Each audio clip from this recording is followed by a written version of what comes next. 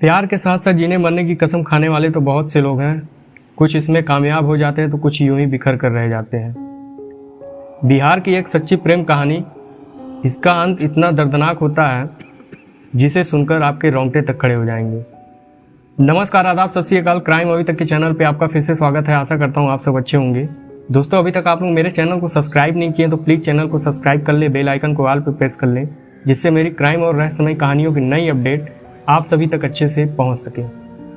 दोस्तों, आज की जो सच्ची घटना मैं आप लोगों को सुनाने जा रहा हूं, यह सच्ची घटना है बिहार अररिया जिले के रानीगंज थाना क्षेत्र की, और यहीं का एक गांव पड़ता है बढ़ुआ।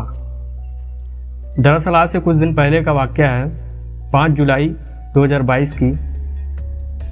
एक व्यक्ति जिसका नाम छोटू कुमार यादव था, इसको एक कमरे में बंद करके रात की वेला में इतनी बुरी तरह से मारा जाता है जिसकी आप कल्पना भी नहीं कर सकते। आखिरकार इस व्यक्ति को इतनी बुरी तरह, इतनी दर्दनाक तरीके से क्यों मार दिया गया? इस कहानी को पूरा सुनने के लिए आप अंत तक जरूर सुनें।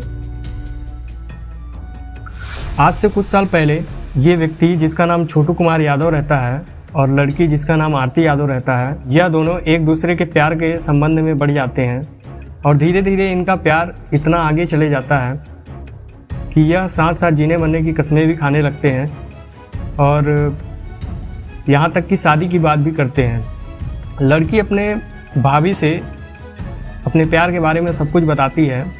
इसकी भाभी का नाम रहता है रूबिका, जो इससे बहुत ज़्यादा क्लोज रहती है, उससे हर चीज़ें बताती हैं। हालांकि लड़की के घर के जितने परिजन हैं सब कोई इसके बारे में, प्यार के बारे में जानते हैं, बस इसके पिता को छोड़े। और लड़के के भी परिवार में किसी व्यक्ति को पता नहीं रहता सिवाय उसके एक बड़े भाई के। अब यह दोनों का प्यार का सिलसिला यूं ही चलते रहता है। चलते चलते 2 साल गुजर जाते हैं। यह दोनों अब शादी के लिए एक दूसरे से बात करते हैं। तो लड़का कहता है कि तुम अपने भाभी से बात करो, तुम्हारी भाभी ही सब कुछ करा सकती है। लड़की अपने भाभी से बात करती है, कहती है कि मेरी शादी छोटू यादव से ही करनी है और आप कुछ भी करके मेरी शादी छोटू यादव से करा दीजिए। लेकिन उसकी भाभी जो रहती है वह इस लड़की की शादी अपने भाई से कराना चाहती है, तो इस चीज़ से वो नाखुश रहती है। लेकिन फिर भी उसकी भाभी जो रहती है वो कहती है कि ठीक है, मैं पूरी कोशिश करूँगी। एक दिन क्या होता है, जो रूबिका रहती है, आरती की भाभी, वह छोटू के पास फ़ोन करके कहती है कि तुम फ़ौरन यहाँ आ जाओ बढ़वा गांव, और पिताजी से मैं तुम्हारे और आरती के बारे में शादी की सभी बातें कर ली हूँ और तुम जल्दी से आ जाओ और यूँ ही बात को आगे बढ़ाते हैं। ये छोटू कुमार यादव जो रहता है, ये बढ़वा गांव जब पहुँचता है, हालांकि बढ़वा गांव में इसका ननिहाल भी रहता है आरती के घर के जस्ट बगल में। तो ये पहले अपने ननिहाल जाता है मामा लोगों के पास, वहाँ रहता है। फिर जैसे रात होता है 5 जुलाई की, ये जाता है क्योंकि आरती की भाभी रूबिका जो रहती है वो उसे बुलाए रहती है। यह जाता है, लेकिन वहाँ इसके लिए इतना बड़ा षड्यंत्र रचा जाता है जिसकी ये कल्पना भी नहीं किया था।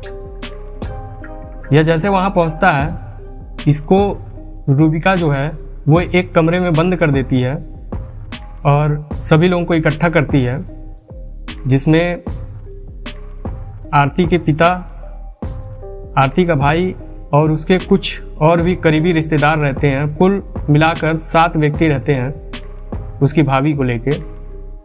यह 7 व्यक्ति उस छोटू यादव को इतनी दर्दनाक तरीके से मारते हैं उस घर में, जिसकी चीख आरती को सुनाई देती है। आरती तुरंत रात में उठती है और जाती है, देखती है तो छोटू की बहुत बुरी तरह से पिटाई चलती रहती है, बहुत बुरी तरह से उसको मारते रहते हैं। आरती तुरंत अपना फ़ोन लेती है और उसके भाई के पास फ़ोन करती है, फिर उसके पिता के पास फ़ोन करती है, कहती है कि आप लोग जल्दी से आ जाइए, नहीं तो छोटू को ये लोग मार देंगे।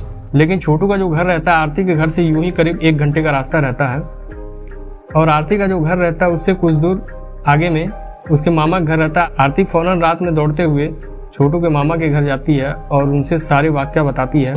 लेकिन छोटू का मामा यूं ही उस चीज़ को इग्नोर करता है। वो कहता है कि सुबह हो जाएगा, सब कुछ देखा जाएगा, ऐसा वो लोग नहीं करेंगे। लेकिन वो फिर भी चीखती चिल्लाती हुई आती है और सभी से अपील करती है कि छोटू को छोड़ दो, छोटू को छोड़ दो, माफ़ कर दो। लेकिन सभी लोग उसको इतनी बुरी तरह से मारते हैं उस घर में। और यूं ही फिर जब वो छोटू के पिता को फ़ोन करती है, छोटू के पिता भी वहाँ से चल देते हैं। 1 घंटे बाद वो यहाँ पहुँचते हैं बढ़वा गांव जब पहुँचते हैं तो वो भी अपने लड़के की पिटाई देखते हैं। काफ़ी बुरी तरह से उसको मारा जाता है। जैसे उसके पिता वहाँ पहुँचते हैं, लड़की का पिता उसके पिता को 1-2 डंडे मार देता है। फिर वो छुपके से पीछे से जाता है, देखता है और चिल्लाता है। तो छोटू यादव जो अपने पिता की आवाज़ सुनता है, पिता की आवाज़ जैसे सुनता है तो वो अपने पिता से कहता है कि पापा मुझे पानी ले आकर दो, मुझे बहुत तेज प्यास लगी है, ये लोग मुझे मार रहे हैं। लेकिन उसका बाप तो यूं ही बेहाल रहता है, वो कैसे अपने लड़के को छुड़ा पाए। तो पूरी कोशिश करता है लेकिन नहीं छुड़ा पाता। सुबह हो जाती है, सुबह के करीब 6 बज जाते हैं। 6 बज जाते हैं, वो अपील करता है, गांव के कुछ लोगों को बुला कर ले आता है। गांव के कुछ लोग आते हैं, फिर उसको गेट को खुलवाने की बात करते हैं, लेकिन वो गेट नहीं खोलता है। फिर गांव के प्रधान लोगों को बुलाया जाता है। उसी दौरान प्रधान जब आते हैं तो गेट को खोला जाता है। देखा जाता है तो उसकी बेरहमी से हत्या कर दी जाती है। वह मर चुका रहता है। बताते हैं कि इसका दोनों पैर, दोनों हाथ दोनों तोड़ दिया जाता है और उसके जो नाखून रहते हैं, हाथ के जो नाखून रहते हैं, उसको भी निकाल लिया जाता है पूरी तरह से। और जब यह मरता नहीं है तो घरों में जो 220 वोल्ट का जो करंट दौड़ता है, जो वायरिंग हुई रहती है, उस तार को लेके इसके बॉडी में छुआकर इसे मार दिया जाता है। इसके शरीर पे पूरी तरह से नीलेपन आ जाते हैं। इसके हाथ पैर सभी को बेरहमी से तोड़ दिया जाता है, इतनी बुरी तरह से मारा जाता है। फिर वहीं से एक व्यक्ति के द्वारा थाने से फ़ोन किया जाता है। थाने से थानाध्यक्ष कौशल कुमार आते हैं और आते हैं तो सभी चीज़ की पड़ताल करते हैं, जांच करते हैं। वहीं लाश को भी पोस्टमार्टम के लिए भेज देते हैं। और जो लड़की का पिता रहता है, जिसका नाम धीरेन्द्र यादव रहता है, उनको गिरफ्तार किया जाता है और उनका बेटा रविकांत यादव, यह दोनों को गिरफ्तार कर लिया जाता है। बाकी सभी आरोपी फरार हो जाते हैं। इसके बाद लड़के के सभी परिजन से पूछताछ की जाती है, आस पड़ोस के गाँव वालों से सभी से पूछताछ की जाती है, लेकिन सभी लोग इन हत्यारों के फांसी की मांग करते हैं, क्योंकि लड़के को इतनी बुरी तरह से मारा गया रहता है जिसे देखकर सभी के दिल दहल जाते हैं। वाकई में यह खबर सोशल मीडिया में बहुत तेज़ी से फैलते हुए कुछ दिनों से चल रही है। अब यह प्रक्रिया देखते हैं आगे क्या होता है, आरोपी मिलते हैं कि नहीं मिलते हैं। हालांकि पुलिस की पूरी टीम लग चुकी है इन आरोपियों को पकड़ने के लिए। लड़की की भी मांग है कि उसके पिता को, उसके भाई को, उसके भाभी को और भी जो उसके परिजन थे, रिश्तेदार थे, सभी को फांसी की सज़ा हो। दोस्तों, इस कहानी, सच्ची घटना को सुनाने का उद्देश्य किसी को परेशान करने का नहीं है।